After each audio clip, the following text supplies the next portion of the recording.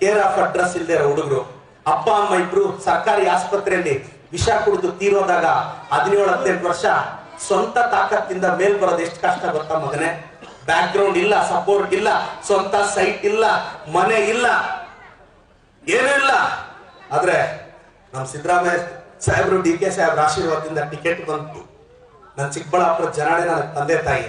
ನಾನು ಗೆದ್ದ ಮೇಲೆ 70,000 ಮನೆಗೆ ಸೀರೆ ಕೊಟ್ಟೆ, ಗೆದ್ದ ಮೇಲೆ 20,000 ಮಕ್ಕಳಿಗೆ ಗಣೇಶ ಹಬ್ಬಕ್ಕೆ ಬಟ್ಟೆ ಕೊಟ್ಟೆ, ಗೆದ್ದ ಮೇಲೆ 8,000 ಮಕ್ಕಳಿಗೆ 1,000 ರೂಪಾಯಿ ಸ್ಕಾಲರ್ಶಿಪ್ ಕೊಟ್ಟೆ, BE MBBS ಓದ್ತಿರೋ ಹುಡುಗರು 5,000 ಸ್ಕಾಲರ್ಶಿಪ್ ಕೊಟ್ಟೆ.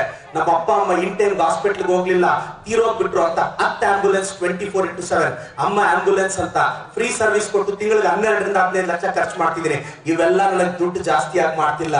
ದಾನ ಅಂದ್ರೆ ನಮಗೆ ಜಾಸ್ತಿ ಆದಾಗ ಮಾಡೋದಲ್ಲ, ಇನ್ನೊಬ್ರಿಗೆ ಬೇಕಾದಾಗ ಮಾಡೋದ್ ಮಗ. ನಾನು ಅದನ್ನೇ ಮಾಡ್ತಾ ಇದ್ದೀನಿ.